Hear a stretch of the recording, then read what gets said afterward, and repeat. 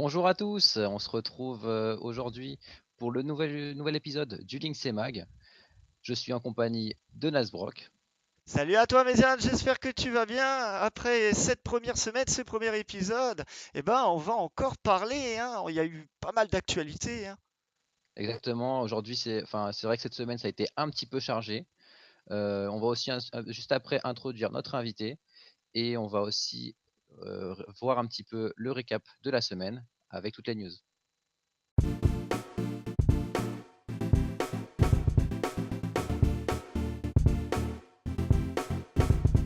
Bah alors en fait on est en compagnie de Supremacy Kiguel, excusez-moi. Et donc en fait, il a fini avec son équipe à la deuxième place de l'ESWC. Bah écoute, Kiguel, je te laisse un petit peu te présenter si tu as envie. Salut à tous. Du coup, on a fait top 2 à Metz et je pense que tu m'as assez présenté comme ça. Ok. Bah, Alors, je pensais juste présenter ton âge et éventuellement. Mais Ah, bon, c'est pas grave. bah, 26 ans. 26 ans, voilà. C'est triste, mais 26 ans. donc 26 ans, tu étais donc chez la MIF, hein, Made in France. Vous avez fait un très beau parcours. C'était donc en février de cette année, en 2018, où vous avez performé à la Lyon eSport. Puis de tournoi en tournoi, vous avez augmenté, vous avez performé et vous avez été recruté chez Supremacy et chez Supremacy. Et donc vous avez commencé avec le SWC Metz. Donc vous êtes qualifié et à ce tournoi, vous avez fait deuxième. Et ouais, oui, c'est ça. Après, pour revenir à ça, la MIF à Lyon Esport, c'était d'autres joueurs. Et par contre, graduellement, c'est vrai que enfin, en faisant les étapes, on a graduellement monté jusqu'à faire un top 2 mètres. C'est toujours incroyable comme performance. Je m'en Alors, rends même pas compte. on peut revenir un peu sur ce palmarès. Le SWC, vous sortez des poules et là, à un moment, on vous tombez face à l'ogre LDLC 2-0. Puis, on continue, hein, c'est comme ça, dans la joie et la bonne humeur. La Vous machine est tombez, lancée.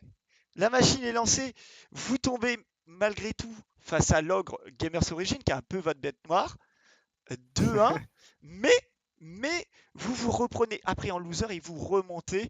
Et puis vous faites 2-1 face à Vitality et vous remontez voilà, le haut du classement pour jouer à la grande finale face à Gamers Origin en 2-0. C'est bien ça, Kiwell, que ça s'est passé le SWC. Ouais, bah ouais, t'as bien résumé la chose. Et bah, je sais pas si les gens ont vu les vidéos de réaction, mais je pense que si vous les avez pas vues, regardez-les, ça veut tout dire en fait. Je les ai regardés beaucoup de fois et ça veut tout dire. Ça montre à quel point on avait vraiment, en fait, c'était vraiment le but depuis la création de cette line-up avec MIF. C'était vraiment le but. Le but premier, c'était au moins de prendre au moins une game, une grosse équipe. Ah bah là, Et ça l- s'est fait. là, vous avez fait même plus que prendre une grosse équipe, parce que vous avez vraiment enchaîné. Ça vous a permis, notamment en plus, de remonter sur LoL Open Tour, que tu vas peut-être nous dire, peut-être aux personnes qui ne savent pas comment ça fonctionne, parce que c'est plusieurs étapes. Vous allez en LAN, il y a plusieurs étapes et vous gagnez un système de points. Actuellement, vous êtes cinquième avec 1300 points et il faut être qualifié dans les deux premiers pour aller après en European Master, qui est une nouvelle compétition. Est-ce que tu peux en parler du LoL Open Tour, des European Masters? Voilà, quel est ton sentiment? Bah, pour LoL Open Tour, ouais, c'est le circuit qui a été créé cette année. Et en fonction, tu te qualifies. En fait, les phases de qualification sont online. Donc du coup, tu gagnes peu de points, mais la LAN rapporte, je crois, 5 fois plus de points que les qualifs online. D'accord. Oui. Et Est-ce que je pourrais juste avoir une petite précision sur, en fait, en ce moment, c'est quoi un petit peu ton jour le jour en fait? C'est quoi un petit peu comment tu t'entraînes? En fait, c'est quoi la vie d'un pro gamer? Bah déjà, on a de la chance, c'est qu'on est tous dans une gel, sauf Toucouille, bien sûr, parce qu'il est encore lycée, mais apparemment, ça, il faut pas le dire. Enfin, pour la LAN, du moins, il faut pas le dire. Mais du coup, ouais, on est tous ensemble dans une maison à travailler. On se lève le matin, ça dépend des gens, mais normalement, à 10h, 10h30, tout le monde est debout. On commence déjà la journée par une séance de sport. On a de la chance, il y a un parc à côté. On fait notre petite séance de sport, notre petit jogging du matin. Et dès qu'on rentre, on a un petit peu de temps libre pour manger, pour se doucher. Et généralement, aux alentours de 11h, 11h30, ben, on joue une partie, des chauffes. Midi, 1h, on mange.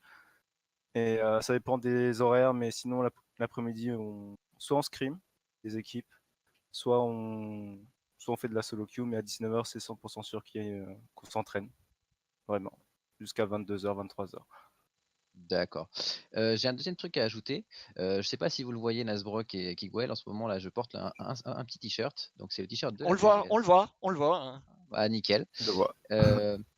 En fait, moi, j'ai mis ce t-shirt aujourd'hui parce que hier, c'était la rentrée de la PGS avec une toute nouvelle promo. Moi, la PGS, c'est là où j'ai débuté. Est-ce que t'aurais pas un petit lien, toi aussi, Kiguel, avec la PGS? Ah oui, ça c'est sûr. Bah, vu que déjà notre manager Sacha vient de la PGS et qui a été formé là-bas, qui au final a monté sa structure.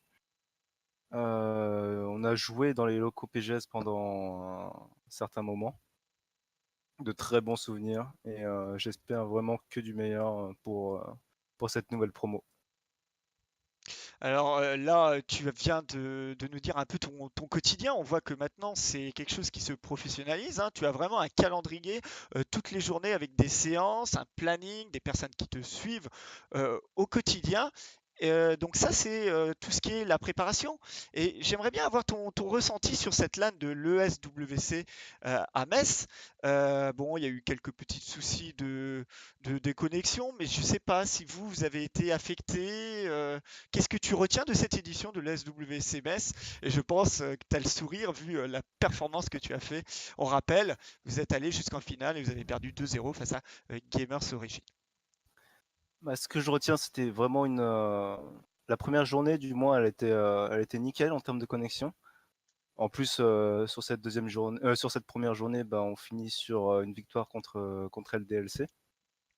Moment de joie, moment qu'on attend, enfin qu'on cherchait un petit peu, donc on se rendait pas compte, mais le soir on est encore bouche bée encore. Et par contre la deuxième journée, c'est dommage. Je pense pas que ça soit leur faute. C'est apparemment la LAN avait des attaques des DOS. Des DDoS, ouais. Donc pour ceux qui ne savent pas, c'est en fait des attaques informatiques qui font qu'on surcharge un serveur et ça fait tout planter. C'est ça. Malheureusement, mais franchement, pour une LAN, il y a eu beaucoup de problèmes lors des éditions précédentes, sauf à l'Occitanie. Et ça, c'est un peu dommage qu'il s'est passé ça, mais la LAN s'est passé. C'est très bien passé. Je garde un très bon D'accord. souvenir. Alors, tu nous parles que ça s'est très très bien passé et puis bah nous voilà, on a des petites preuves. On va montrer un move, le move que vous avez fait. Donc vous avez pris une game à Gamers Origin. Donc je vous laisse regarder cette petite vidéo qui enfin, voilà, ça va te rappeler je pense des émotions. C'est parti de l'ESWC.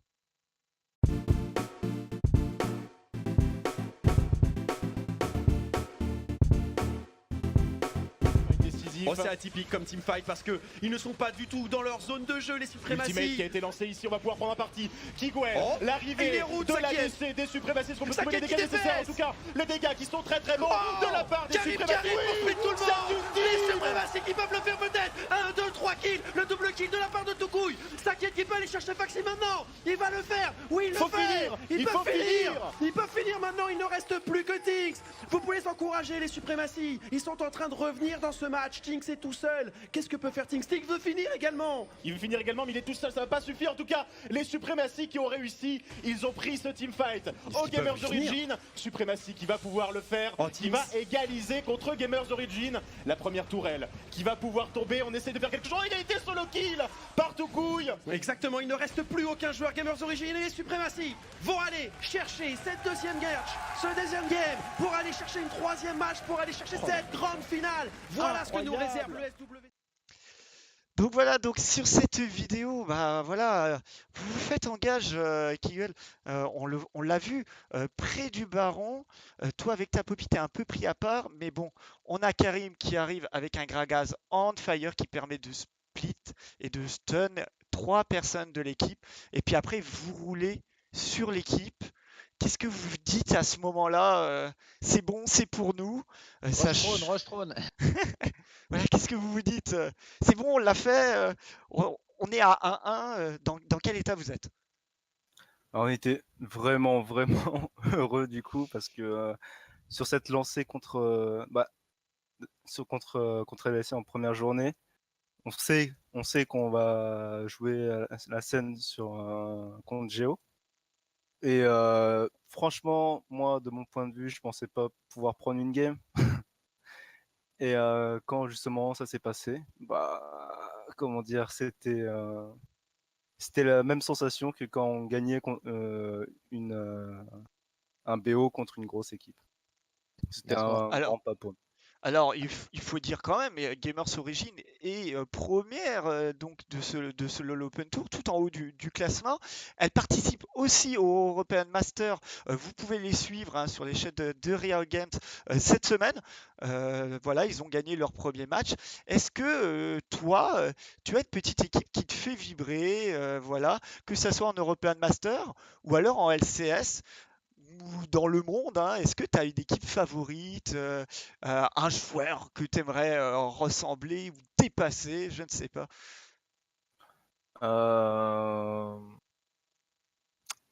Pour moi, du moins, un joueur que je voudrais ressembler, ce serait Bwipo.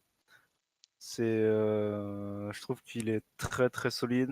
Moi, de mon expérience en jeu, quand je tombais contre lui en solo queue, ben voilà quoi. Enfin, c'était le joueur type, du moins en Europe, qui je voudrais à peu près jouer.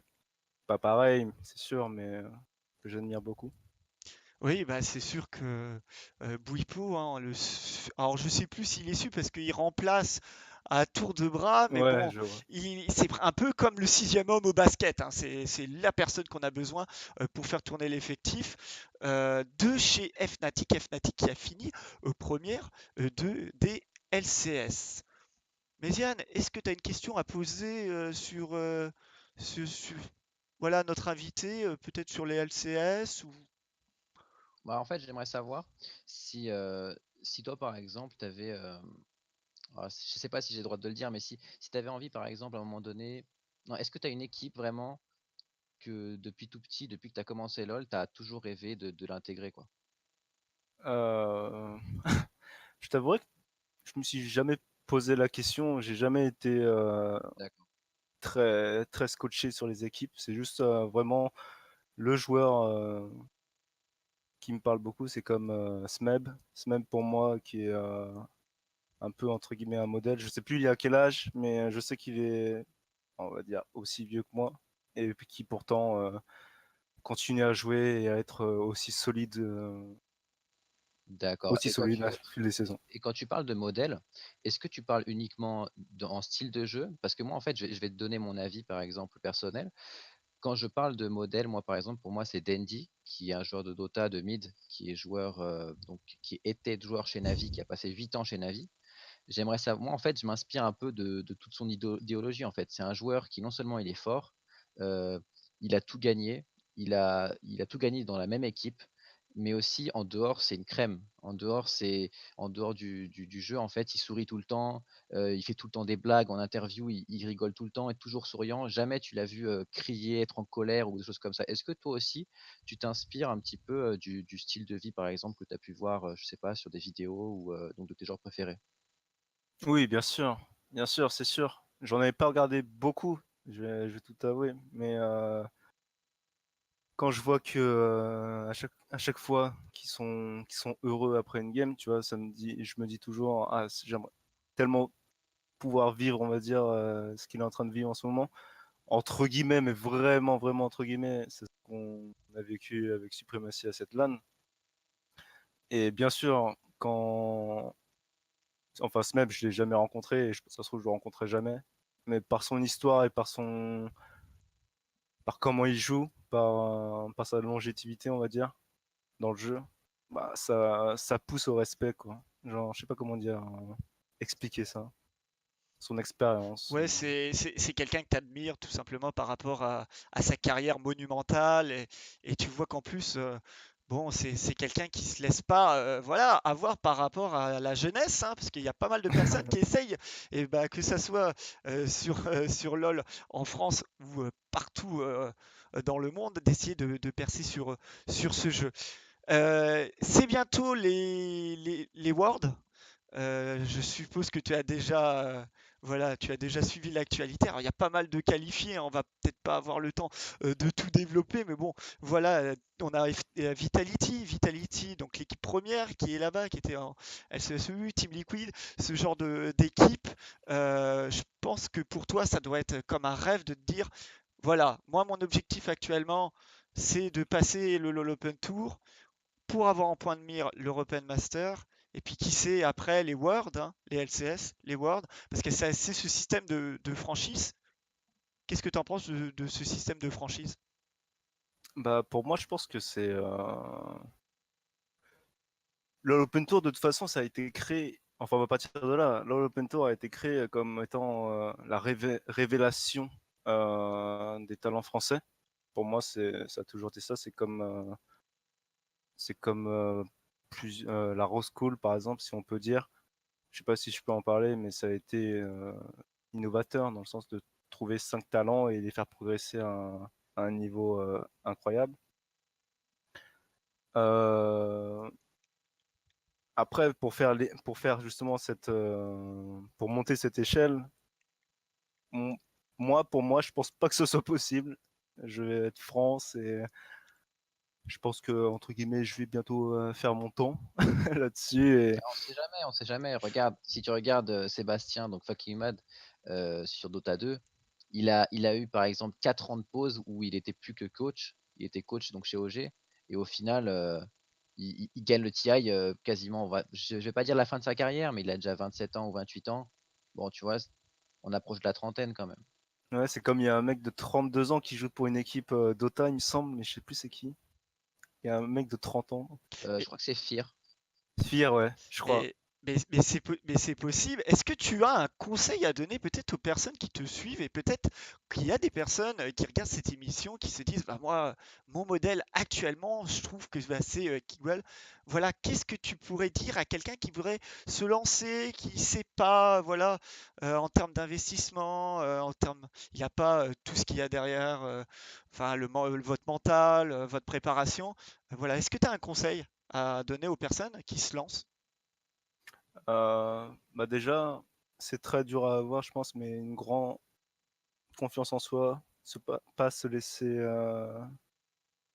marcher entre guillemets par les autres, dans le sens où si tu en as vraiment envie, crois-y vraiment et travaille dur pour ça. Et enfin, c'est pas avec ce conseil-là que tu vas forcément monter, mais c'est vraiment, il faut que tu aies confiance en toi, de Ouais, ce en que tu gros, veux faire. faut que tu restes concentré sur ton objectif, quoi. C'est ça, et pas se laisser Impressionné éventuellement. impressionner, te rabaisser par des personnes qui, D'accord. pour Bon, X ou X raison, d'accord. Bah, en fait, je voulais enchaîner sur un autre sujet. Donc, à l'ESWC Metz, on a eu donc, les compétitions LoL, etc. Mais on a aussi eu la Samsung Fortnite Battle. Et donc, c'est une compétition sur mobile. Moi, je voulais un petit peu revenir sur l'e-sport sur mobile parce que je me dis qu'aujourd'hui, Fortnite, tout le monde y joue sur ordi ou alors éventuellement parfois sur les consoles. Et au final, si demain, 1 million de personnes jouent à Fortnite sur mobile, bah, peut-être que l'avenir, ça se fera sur mobile, quoi. Donc, Hmm. t'en penses quoi, Nasbrock? Écoute, bah moi j'ai regardé un petit peu ce qui s'était passé sur Fortnite, hein. Alors avec les retours, ça a été assez compliqué, hein, pour des personnes qui s'est passé de clavier sur donc tablette, mais c'était même pas des tablettes, c'est des téléphones, c'est des téléphones.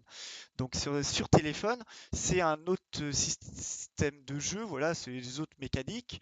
Moi, j'aurais plutôt une question parce que je suis pas un très grand joueur de mobile, mais peut-être que Kiguel a déjà joué à Arena of Valor, qui est en fait le penchant de LoL sur mobile. Est-ce que tu as déjà joué? Est-ce que ça t'a tenté de jouer sur mobile et puis il y a un MOBA?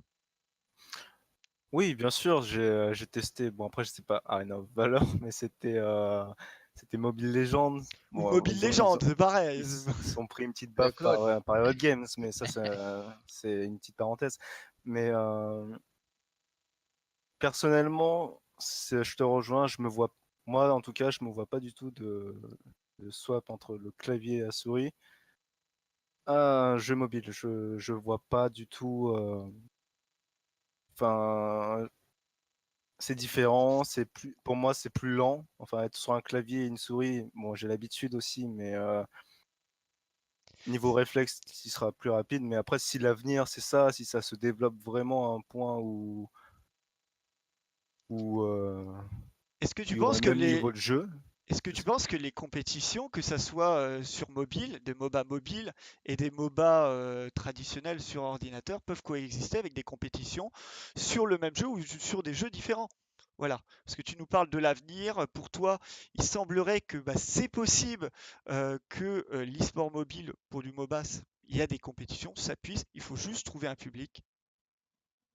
pour moi, je pense que c'est vachement possible. C'est même déjà fait, il me semble, pour, euh, pour certains jeux.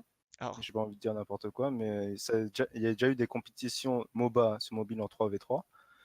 Il faut juste que ça touche un public, les gens, on va dire, entre guillemets, s'ouvrent l'esprit et se disent pas, se bloquent à l'idée que, voilà, non, l'e-sport, c'est clavier, souris, écran et c'est tout. Non, ça peut très bien se faire et toucher un jeune public, par exemple. Sachant qu'il est possible aussi de connecter un clavier et une souris à un téléphone. Aussi. Ça a déjà été fait. Donc, toi, en fait, est-ce que tu t'aimerais, par exemple, qu'il y ait plus d'e-sport mobile en France ou alors tu es un petit peu réticent? Vrai, je me suis jamais posé la question. S'il y en a, c'est franchement tant mieux, puisque ça, mine de rien, ça développerait la montée de l'e-sport en France et tout ce qui touche avec l'État, etc. Exactement. Et puis moi, je me disais aussi que parfois, en fait, il y a des gamins qui veulent tester, qui veulent faire des tournois, ils n'ont pas forcément de PC, ils peuvent pas s'entraîner sur LoL. Et pourquoi pas, s'il a un téléphone que ses parents ont accepté de lui acheter, bah pourquoi pas, il pourrait se lancer directement avec son téléphone, quoi. Pourquoi pas? Franchement, seul l'avenir nous le dira, je pense, là-dessus. Donc éventuellement une facilité d'accessibilité à l'e-sport grâce à l'e-sport mobile peut-être. Aussi, je pense que c'est le gros coup qu'est en train de faire Fortnite pour moi. Exactement. Bon bah du coup, j'aimerais enchaîner sur le deuxième sujet.